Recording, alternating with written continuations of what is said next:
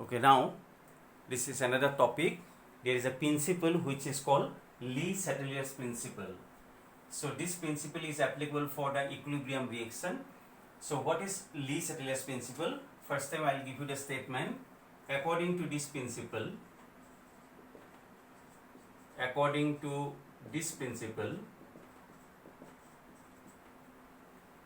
if a system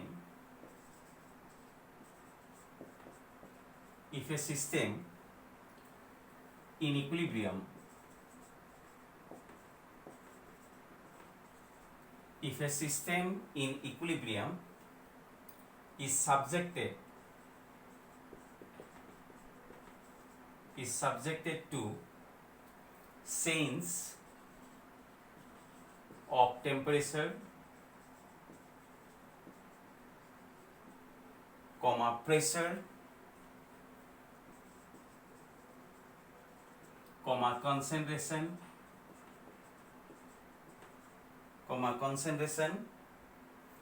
etc., the equilibrium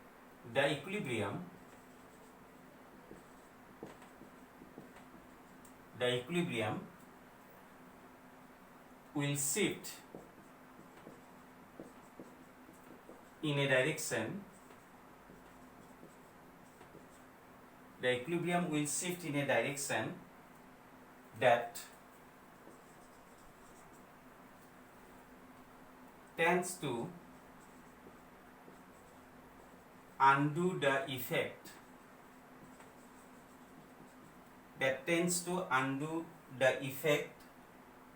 of the change imposed. So this is according to Lee-Chatelier principle. According to this principle, if a system in equilibrium is subjected to a change of temperature, pressure, concentration, etc., the equilibrium will shift in a direction that tends to undo the effect of the change imposed. For example, suppose this is a reaction N2 plus 3H2, it gives twice NH3. As you know, nitrogen is gas, hydrogen is gas, ammonia is also gas. Now, if you want to write the Kc for this reaction, suppose the reaction is at equilibrium, then you can write the equilibrium constant Kc, concentration of NH3 whole square divided by concentration of nitrogen gas into concentration of hydrogen gas whole cube. Now, when the reaction gain the equilibrium state, after gaining the equilibrium state, if you want to change the temperature of the reaction, if you want to change the pressure of the reaction, if you want to change the concentration of reactants or product, then the reaction will shift in a direction that tends to undo the effect of the change imposed. I mean, after changing also, it always try to adopt again the equilibrium state.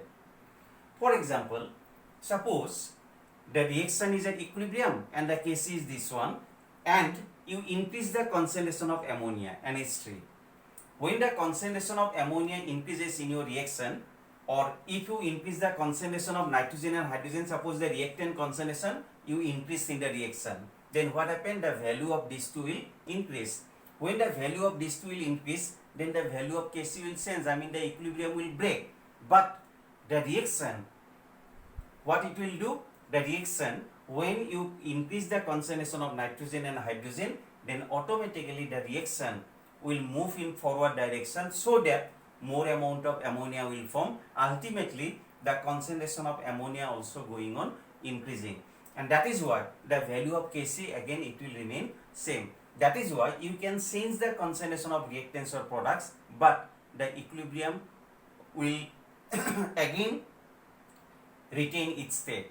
So that is why if a system is in equilibrium and in that system, if you impose some change, after imposing change, the reaction will shift in a direction that it tends to undo the effect of the change imposed. I mean, it will again attain the equilibrium state. So this is about the concentration. You can change the concentration of reactants or products, but the equilibrium will again remain there. again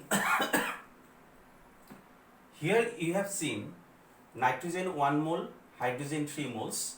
I mean total number of moles of reactant is 4 and number of moles of product will be 2. Here 2 number of moles.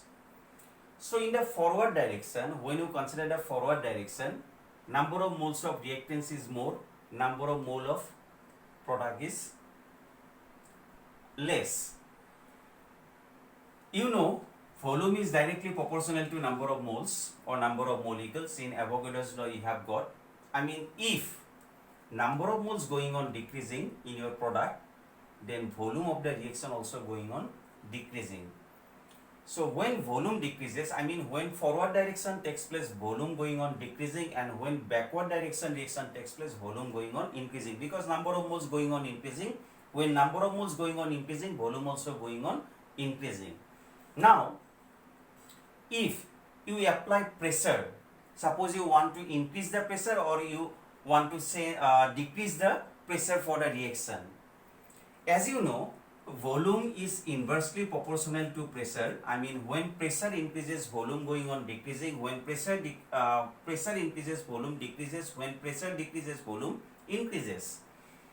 If you increase the pressure of the reaction, when you increase the pressure of the reaction, then the reaction have the tendency to decrease the volume, because volume is inversely proportional to pressure.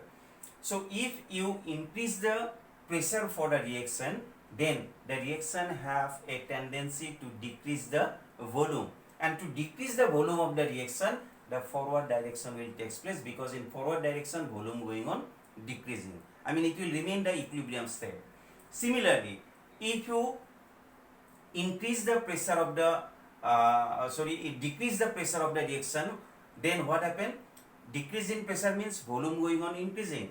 So then the reaction will follow in backward direction, so that volume going on increasing. That is why in a reaction you can change the pressure, you can increase the pressure, you can decrease the pressure, but the equilibrium will remain same.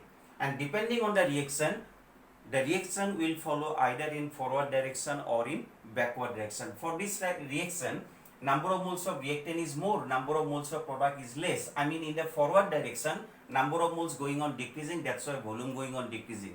And when you consider the backward direction, number of moles increases, I mean volume going on increasing. That is why when you increase the pressure, it has a tendency to decrease the volume of the reaction, I mean forward direction will take place. Similarly, if you want to decrease the pressure, then the reaction have a tendency to increase the volume for the reaction, and that's why the reaction will follow in the backward direction. Ultimately, the equilibrium will remain same for the reaction. So this is according to Le-Chatelier's principle. When a reaction is at equilibrium, after gaining the equilibrium state, you can change the concentration of the reaction, you can change the you can change the concentration, you can change the temperature of the reaction, you can change the pressure for the reaction, but the reaction have a tendency to gain again the equilibrium state. I mean automatically the reaction gain the equilibrium state again. You can break the equilibrium for some amount of time, but again the reaction gain the equilibrium state. This is according to Le-Chatelier's principle. Thank you.